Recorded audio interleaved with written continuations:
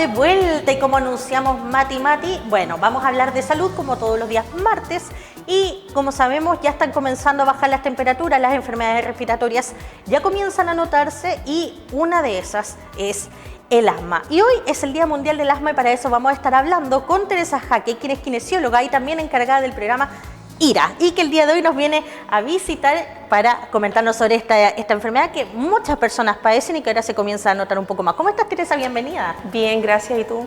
Oye, bien. Primero que todo, mucho gusto de conocerte. Feliz de tenerte acá el día de hoy. Gracias. Y agradecida porque vamos a hablar sobre un tema, como yo mencionaba, que afecta a varias personas. Entonces, para contextualizar, partamos comentándole a la gente qué es el asma. Bueno, primero que todo, el Día Mundial del Asma se conmemora para generar conciencia sobre esta enfermedad. ¿Ya? El asma es una enfermedad que se refiere a inflamación crónica de las vías respiratorias que puede revertir de forma espontánea o con la aplicación de algún medicamento. ¿Ya? El asma tiene la importancia de conmemorarlo, que tiene un alto impacto en los servicios de salud y en ausentismo laboral y escolar. Es verdad. Teresa, en esta oportunidad, por ejemplo, a mí me gustaría preguntar, mucha gente, hay guaguitas que nacen y se descubre que tienen asma. ¿Esta es una enfermedad con la que se nace o se puede ir desarrollando con los años? Hablemos un poco sobre esto y qué factores inciden en esto. Generalmente el asma lo vamos descubriendo en la medida del ciclo vital de la persona, ¿ya? Los primeros años no podemos a un niño catalogarlo como asmático, nos referimos a ellos como sibilantes recurrentes, ¿ya? Porque a veces puede haber un tema ambiental donde esto revierte.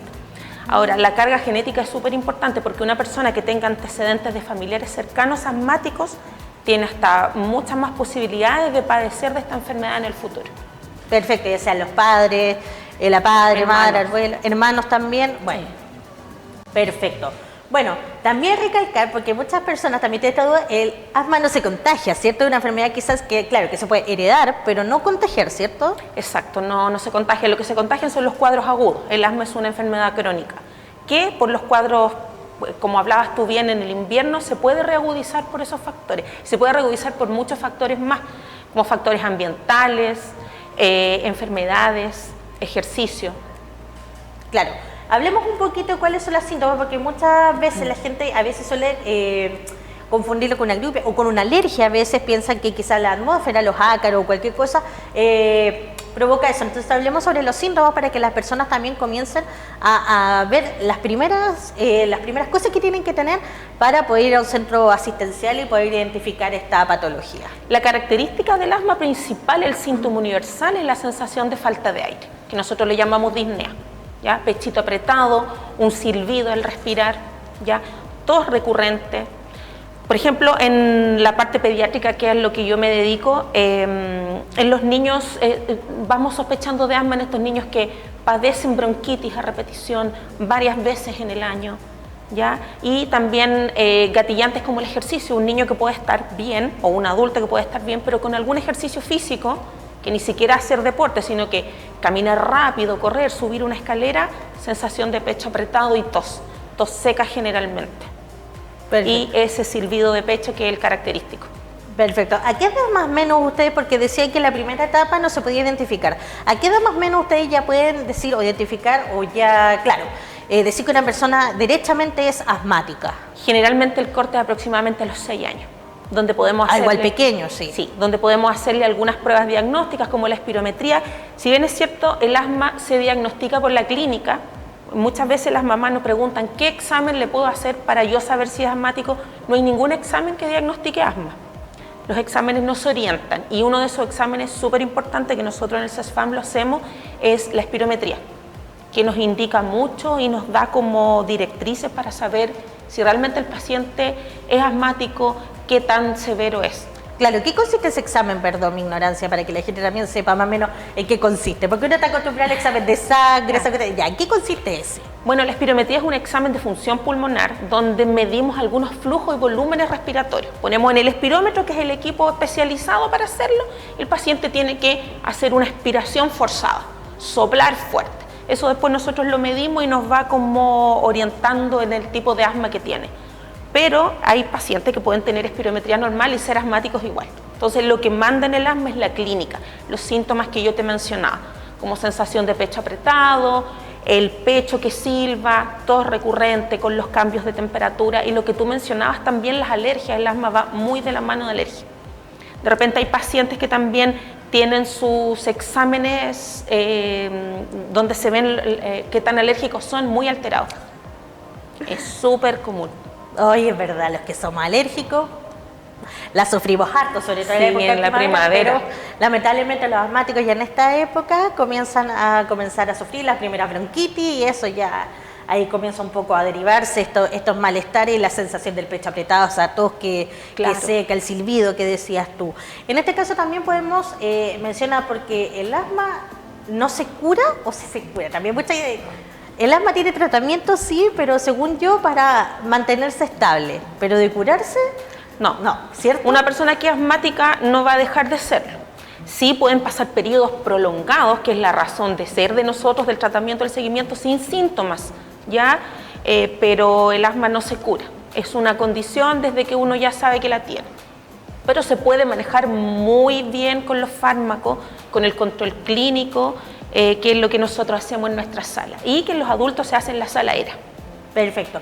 Bueno, y en este caso, las mamitas que están viendo, sobre todo que sus pequeños están teniendo los primeros síntomas, pueden acudir al CESFAM, obviamente, para que comiencen a examinarlo y se pueda dar las directrices para identificar un asma, ¿cierto? Exacto. El paciente que ya tiene una sospecha diagnóstica es derivado al médico, a la médico con la que yo trabajo, que es la doctora Claudia Nostroza, que es la médico de Sala ERA. Ella pide algunos exámenes si lo encuentra necesario, y por la anamnesis, que es como toda la historia clínica del paciente, lo que nos relata, se asigna un tratamiento y nosotros le hacemos seguimiento. Perfecto. Podemos hablar un poco, porque me imagino que el asma también se distingue en distintos niveles, ¿cierto? Sí. Hay asmas que son un poco más leves. En el caso de los crónicos, ¿cómo se maneja eso? ¿Cómo también altera un poco la vida de los pacientes en ese sentido? Generalmente el paciente que tiene un asma leve es el que se descompensa poco y se mantiene con un tratamiento de rescate, de SOS. Ah, pero solamente cuando tenga la crisis asmática, por así decirlo. Nosotros, la misión ahí es orientarlos, educarlos a reconocer sus síntomas y hacerle su seguimiento. Si es un paciente ya que tiene un asma moderada, severa, hay medicamentos que ayudan muchísimo y que generalmente son inhaladores. Tenemos distintos tipos de inhaladores según la severidad del asma, que son los que se van a indicar y que van a mantener al paciente compensado. Perfecto.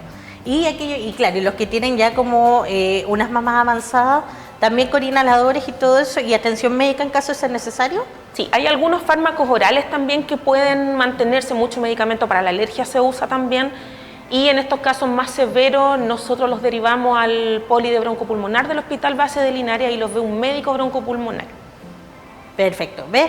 Entonces también para orientar un poco qué hacer en caso de emergencia, y eso también ustedes lo van orientando a los padres, a las madres, para que también vayan viendo y chequeando qué es lo que necesitan para que sus pequeñitos, porque generalmente, como decías tú, en los pequeñitos uno comienza a identificar esto y de ahí se tiene que comenzar a tratar, ¿cierto? Es muy importante el manejo ambiental en los asmáticos, el manejo de la contaminación, evitar la contaminación dentro del domicilio, a lo que le decimos siempre a las mamás, evitar las alfombras, los peluches, los cobertores con plumas, todo lo que acumule polvo, tenemos que evitarlo. El tabaquismo también descompensa el asma. Fatal.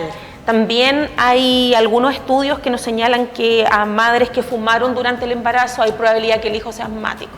Se junta con la carga genética, así que es súper importante ahí mantener libre de contaminación.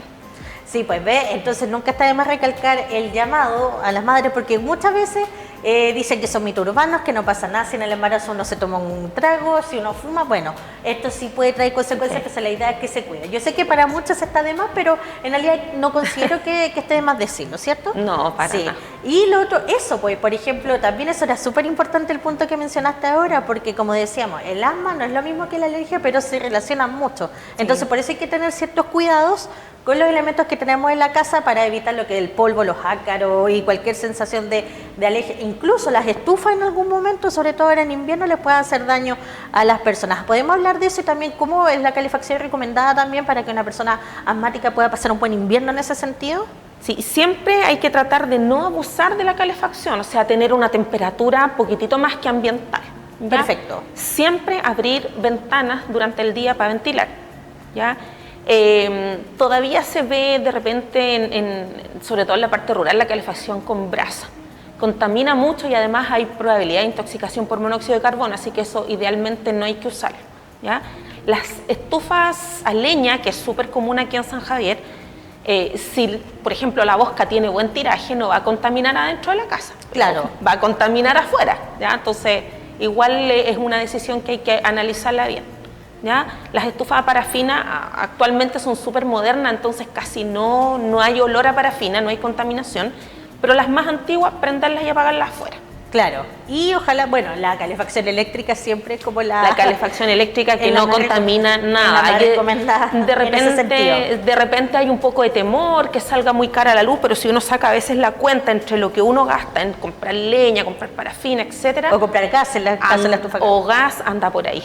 Sí, es verdad. Así que bueno, eso yo la recomiendo mucho. Yo no soy asmática, pero uso ese y es bastante más amigable, ya sea con el medio ambiente o con la... iba a decir con la gente que hay conmigo, yo vivo sola con mis mascotas, también conmigo misma. Bueno, me gustaría, aquí en la mesa tú tienes ciertos elementos, que es lo que mencionabas tú, que es parte del tratamiento, que es como el clásico, que son los inhaladores, y tenemos la mascarilla, yo le digo mascarilla, no sé si está bien dicho el nombre, pero... da lo mismo, esto se llama igual aerocámara. Ese era el nombre técnico, porque yo siempre la conozco como la mascarilla ahí de... pero la aerocámara. Sí. Esta es una aerocámara pediátrica, nos sirve desde los niños pequeños, recién nacidos, hasta 5 años, ¿ya? Lo importante de la aerocámara es el espacio que recorre, ¿ya? O sea, el inhalador jamás se debe usar directo en la boca. Eso, mira, justo te iba a hacer esa consulta, porque hay gente que yo he visto así, con el puff, directo. Sí, es algo que nos ha costado bastante erradicar, todavía hay personas que lo usan, pero no, la verdad que no sirve, porque si usted se hace un puff directo a la boca, el medicamento que ha impactado en el paladar, en la lengua, y no se deposita en las vías respiratorias, que es donde lo usamos. En cambio, nosotros lo agitamos bien, conectamos acá, supongamos que el paciente está acá a su cabeza, y para acá están sus bronquios, se deposita y cae donde debe estar. Claro. ¿Ya? Esto es súper importante hacerlo con una técnica correcta, porque si no es como no inhalarse. Claro, entonces podemos enseñar la técnica. Lo primero, que la aerocámara tiene el espacio para lo que es la nariz y la boca. Ambas partes tienen que estar adentro, ¿cierto? Esta interfase tiene que cubrir nariz y boca. Claro, la de adulto es igual, un poquitito más grande. Es un poquito más grande. Entonces él hace el puff, tú me vas corrigiendo, y una inhala así fuerte, ¿cierto? Primero que todo hay que agitarla. Claro, obviamente esa es la primera parte. Agitamos y el paciente tiene que estar sentado o de pie. Acostado no sirve tampoco, porque no se cumple el principio que se deposita en las vías respiratorias. Igualmente, si está acostado, queda impactado en el paladar, lengua, orofaringe, y no nos sirve. Entonces, paciente sentado o de pie, idealmente sentado, agitamos, conectamos y hacemos el primer disparo. Idealmente, como dices tú, coordinar con la inspiración, pero en los niños pequeños no se puede, entonces por eso siempre les pedimos 10 repeticiones, 10 respiraciones. Entonces, en esas 10 respiraciones ya el contenido del disparo va a haber pasado hacia las vías respiratorias. Pero obviamente las 10 respiraciones con la aerocámara puesta, porque la idea con es la aerocámara puesta, sí. De repente algunos te dicen contar hasta 10, pero la verdad que uno puede contar 1, 2, 3, 4, 5, entonces no se cumple tampoco. Mejor 10 ciclos. Ya, en el caso de los niños, 10 ciclos de respiración para... Ya, y en el caso de los adultos, ¿cuántos puff? Ya, ¿y cuántos puff? O 2 puff. Son 2. Entonces, después que hicimos el primero, retiramos, esperamos unos 30 segundos mínimo para que se cargue el inhalador, porque si no sale puro gas, el puro propelente. Volvemos a agitar y hacemos, y ahí tendríamos 2 puff. Los pacientes que están reagudizados generalmente usan 2 puff cada 4 horas, cada 6 horas. Ya, eso claro, eso va recetado según la prescripción, sí, en el momento que se le indicó. Ya, y en el caso de los adultos, porque nosotros no necesitamos obviamente 10 ciclos de respiraciones, nos hacemos el primer puff y esperamos 10 segundos, ¿cómo funciona? Si el paciente, no es el caso de un adulto mayor, que a ellos también les cuesta a veces un poco coordinar. Claro. Se puede coordinar y hacer el disparo e inhalar, podrían ser 1 a 2, ¿ya? Y si no, les pedimos que hagan a volumen corriente, respiración normal, 6 veces. Y retiramos. Perfecto, entonces de todas las formas para que, también vayan inhalando de la forma correcta. Entonces la idea también era desmentir el hecho de que mucha gente dice que si uno se hace el puff directo, va a ser más efectivo. No sirve. No, para eso está la aerocámara, No sirve. entonces hay que usarla siempre, como decía, 2 puffs, en el caso de los niños 10 ciclos de respiración, en el caso de los adultos, si usted no puede coordinar el disparo con la inhalada, bueno, ahí 6 ciclos. Más o menos. ¿Ves? Sí. ¿Ves? Ahora, súper importante en el manejo del asma es que usamos 2 tipos de fármacos. Este, que es el de rescate, el más común, el salbutamol. El salbutamol. Hay otras opciones, ya como bromuro, dipatropio, verodual, hay mucho en el mercado, pero el fármaco por excelencia es el salbutamol. En el asma lo que pasa es que el bronquio disminuye su calibre, se cierra, ya, que son las cañerías por donde pasa el aire. Entonces, este medicamento hace que se dilate, que se abra y que el paciente pueda respirar normal y aportar oxígeno del ambiente hacia su sistema circulatorio, ¿ya? ¿Y el otro cuál es? Este es un corticoide inhalado. Yo traje acá la budesonida, que es el más común, ¿ya? Tenemos otras opciones, tenemos algunos que van mezclados, ¿ya? Pero este es el más común. Ah, perfecto. ¿Pueden ir mezclados incluso? Sí, tenemos un fármaco que viene corticoide con broncodilatador, ¿ya? Que es para los casos de asma moderado a severo. ¿Ya? Perfecto. Este es el más común, el budesonida, puede ser 1 o 2 puffs cada 12 horas, y este es súper importante porque el efecto es a largo plazo, ¿ya? O sea, si a usted le indican un corticoide inhalado, hay que hacerlo todos los días según la prescripción médica, porque esto actúa a largo plazo. Entonces, antes de 1 mes a 3 meses no vamos a tener cambio, ¿ya? O sea, básicamente es como un tratamiento que uno tiene que seguir. Es el tratamiento de base que nos va a permitir que haya menos reagudizaciones, menos crisis asmática, o que el paciente, si presenta estas reagudizaciones, no sean tan fuertes y no terminemos en la urgencia, que esa es la idea, no terminar en la urgencia por una crisis obstructiva.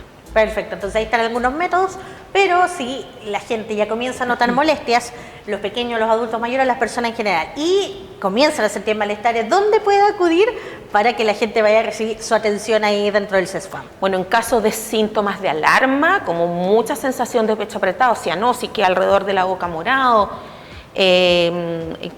mucha dificultad para respirar, hay que consultar en un servicio de urgencia, ¿ya?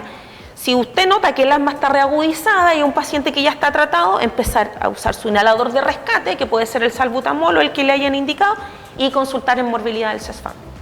Perfecto. De esa forma, entonces, usted puede también tener más cuidado y control de lo que es esta sensación o esta enfermedad de asma, que es bastante complicada Sí, también. una enfermedad crónica. Quería decir también que nosotros en el CESFAM tenemos aproximadamente, según el último censo, población infantil menor de 19 años, tenemos aproximadamente 530 pacientes en control. La mayoría, aproximadamente 370, son asmáticos y el resto son sibilantes recurrentes. Son pacientes que nosotros como CESFAM, como departamento, nos hacemos cargo y les estamos haciendo el seguimiento. Perfecto. Niños Entonces, de San Javier. ¿Ves? Así que ojo con eso, tener los controles al día, lleva a los pequeños y que se les dé el tratamiento correspondiente para que pasen un invierno un poco más tranquilo y no severo. Esta enfermedad, por ejemplo, si el tratamiento no se realiza, ¿se puede agudizar? Perdona, Sí. en ese sentido. Por ejemplo, si nosotros empezamos a usar el corticoide inhalado y a veces pasa, bajaron los síntomas, nos relajamos y los suspendemos, sí, los síntomas se pueden reagudizar. Y ahora, lo mismo que también decías tú, en el invierno tenemos más posibilidades de reagudizar el asma, porque se puede reagudizar por infecciones virales, ¿ya?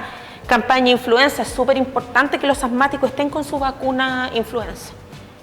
Perfecto. ¿Ves? Bueno, Teresa Jaque, entonces, kinesióloga y, como decía, me encarga del programa IRA. Bueno, muchas gracias por estar con nosotros el día de hoy, por comentarnos un poco y enseñarnos y desmentir algunos mitos sobre el uso del inhalador y la aerocámara. Así que agradecida, espero volver a verte y que también no tengas dificultad en este invierno y que pacientes también no vayan tan graves ahí a visitar. Muchas gracias. Perfecto. De esta forma nosotros finalizamos nuestra sección de salud del día martes y vamos a nuestra pausa comercial. Yo me aprovecho de despedir ahora porque viene Matías y otra entrevista. Vamos y volvemos.